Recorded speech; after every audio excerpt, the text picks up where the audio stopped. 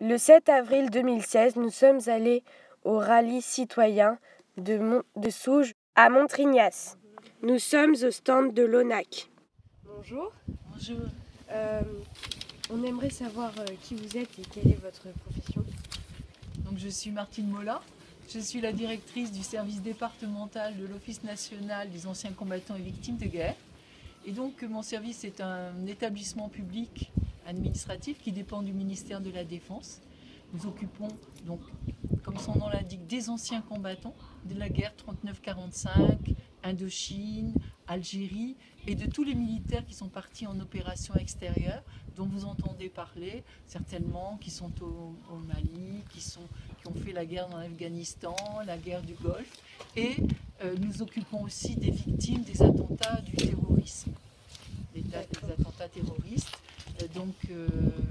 Nous leur venons en aide, nous pouvons leur donner des aides financières, nous donnons la carte du combattant à ceux qui réunissent les conditions pour tous les militaires. Donc on a des anciens combattants, le plus âgé en Gironde, il a 102 ans, et le plus jeune a 19 ou 20 ans. D'accord. Qu'est-ce qu'un ancien combattant? Quel rôle joue-t-il dans la société? Donc un ancien combattant a participé sous l'uniforme français à des opérations à la guerre contre un pays ennemi ou qui nous a déclaré la guerre. C'était le cas pour l'Allemagne qui a déclaré la guerre à la France.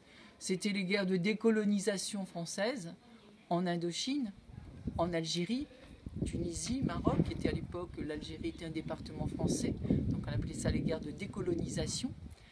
Maintenant, c'est les soldats français qui partent sous l'égide de l'ONU, les Nations Unies, qui vont combattre les intérêts français ou des valeurs portées par la République française. Ce qu'apporte un ancien combattant, alors nous sommes l'administration, alors un ancien combattant maintenant, ça c'est une personne âgée qui a participé aux anciens conflits, l'Algérie, Tunisie, Maroc, ou la Seconde Guerre mondiale, les résistants aussi.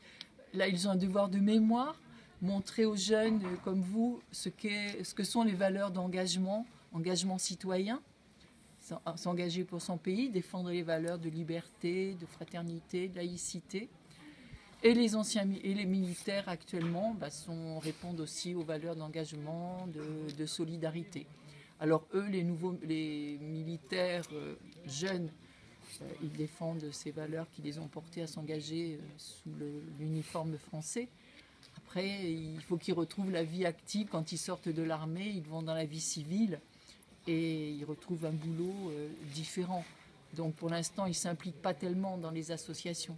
Mais les anciens combattants plus âgés s'impliquent beaucoup dans les associations. Ils sont très solidaires entre eux. Ils ont une camaraderie qui les lie entre eux. Ils sont solidaires, ils se soutiennent.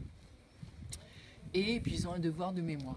Voilà. Donc, notamment les anciens résistants qui vont témoigner de leur expérience dans les collèges, dans les lycées.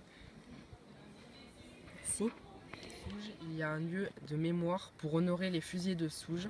Ce sont des résistants qui ont été fusillés entre 1940 et 1944 par les nazis. Il y a également une liste de femmes qui ont été déportées dans des camps de concentration. Nous avons été très émus par le mémorial des fusillés de Souges et de se souvenir des personnes qui s'étaient sacrifiées pendant cette guerre.